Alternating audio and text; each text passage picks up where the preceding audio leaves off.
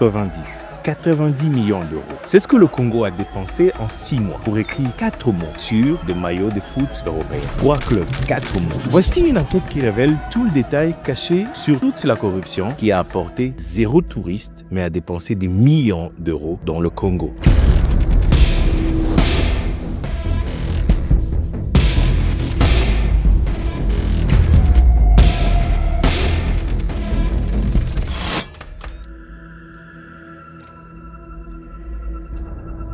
Pleased to announce Visit Rwanda. Visit Rwanda is touching down in Los Le Angeles. premier gorille que nous baptisons descend de la famille Zimbi. Tu connais le Rwanda, gorille, la propreté et le trône de la technologie de l'Afrique de l'Est. Mais si je demande à propos du Congo, tu connais moi. Pourtant, c'est le même paysage. Il y a aussi de gorilles au Congo. Il y a le volcan. Sauf qu'ici au Congo, 260 groupes armés t'attendent à la place d'avoir du tourisme. Alors, pourquoi le Congo a dépensé plus que le Rwanda pour copier exactement la même stratégie? Et pourquoi, 6 mois plus tard, un procureur français ouvre une enquête pour blanchiment d'argent au Congo? Je me suis posé la même question. Et j'ai lu des contrats, j'ai croisé des données et j'ai fait autant de recherches. Et ce que j'ai trouvé, ça ne parle pas du tourisme.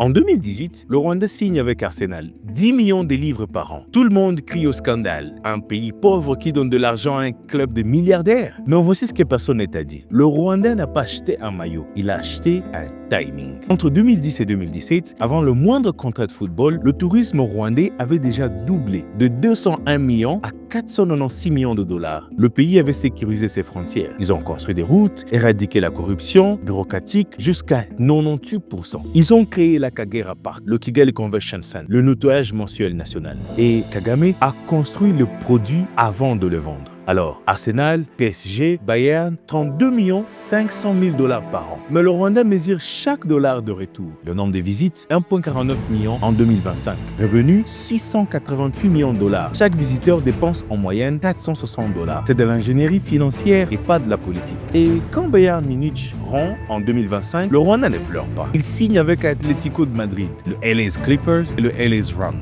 Parce que Kagame sait une chose que Kinshasa n'a pas encore comprise. C'est que ce n'est pas les clubs qui comptent, c'est la chaîne de valeur derrière. Mais ça, c'était le Rwanda. Maintenant, regardons le Congo.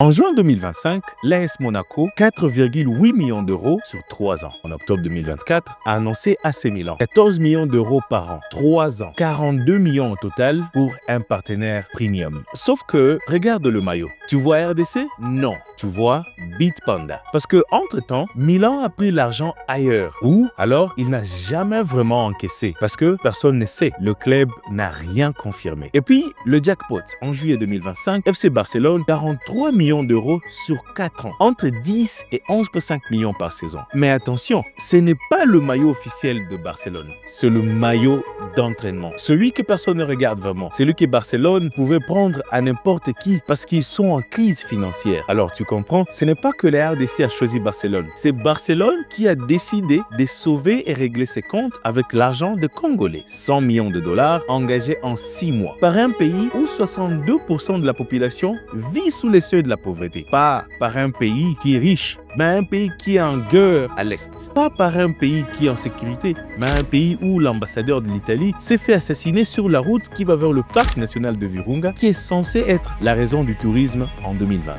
Alors, tu veux savoir ce qui est drôle? Le slogan RDC, cœur d'Afrique, sauf que le cœur est en guerre. Tu ne peux pas visiter le Virunga, tu ne peux pas aller à Bukavu, tu ne peux pas traverser Ituri. Même les Congolais n'y vont pas.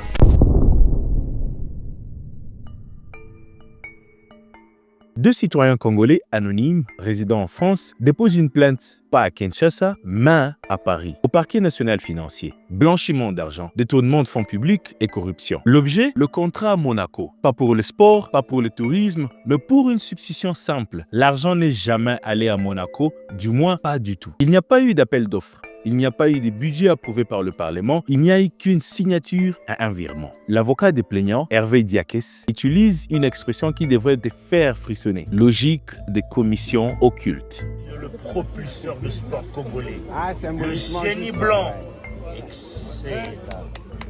Voilà. Didier Bidimbu, ministre des Sports et Loisirs, nommé directement dans la procédure, lui qui a signé le contrat à Monaco, lui qui est censé développer le football congolais, pas à sponsoriser Monaco. Et ce n'est pas un cas isolé. En juillet 2025, les autorités belges reçoivent une autre plainte. 9 membres de la famille Tshisekedi, la première dame incluse, pour corruption, enrichissement illicite de mines du Katanga. Tout ça en même temps, le même pays, les mêmes gens, les mêmes cirques. Mais le plus extraordinaire, c'est ça. Le même ministre rejette catégoriquement les allégations. Le partenariat a été approuvé par les instances gouvernementales, compétentes et exécuté dans le strict respect des réglementations. Sauf que personne n'a trouvé ces instances compétentes. Personne n'a trouvé la ligne budgétaire. Personne n'a trouvé l'arrêté ministériel. Le ministre du Tourisme, Kiamba, signe avec Milan. Le ministre des Sports, Bidimbu, signe avec Monaco. Donc, 2 ministres, un même slogan, mais zéro coordination.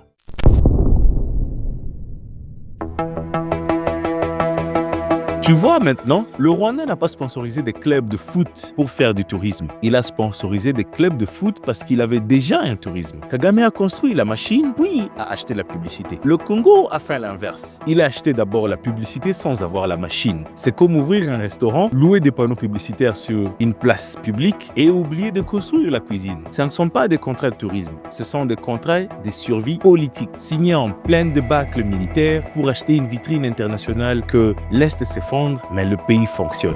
Et le vrai problème, c'est celui-ci. 100 millions de dollars de sponsoring, divisé par combien de touristes? Si 10 000 touristes, donc 10 000 dollars par tête. Si 50 000 touristes, donc 2 000 dollars par tête. Si 100 000 touristes, donc 1 000 dollars par tête. Le Rwanda, au contraire, il a environ 460 dollars par touriste, qui est rentable.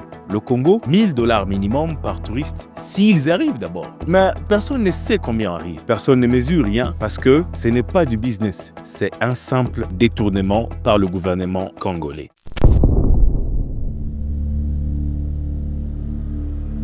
J'ai commencé cette recherche et je pensais que je vais trouver une mauvaise copie ou peut-être une stratégie qui n'a pas fonctionné ou peut-être des dépenses qui sont excessives. Mais ce que j'ai trouvé est plus pire que ça. C'est de l'incompétence pure. C'est du pillage méthodique. 5 signatures, 100 millions, 0 contrôle. Tu sais ce que le Rwanda fait et que le Congo ne fait pas? Le Rwanda publie ces chiffres. Chaque trimestre, chaque dollar, chaque visiteur. Le Congo, au contraire, rien. Pas un seul rapport, pas des statistiques, pas un seul indicateur de performance, juste des contrats et des virements. Alors, je ne suis pas contre le sponsoring sportif. Je suis contre le vol déguisé en diplomatie. Si le Congo avait construit une route pour aller vers le parc du Virunga, même une seule route, avec 100 millions, j'aurais fermé ma gueule et dire qu'ils ont fait quelque chose quand même. Mais il n'y a pas de route, il n'y a pas de parc ouvert. Il n'y a que des maillots qui disent que le Congo est le cœur de l'Afrique.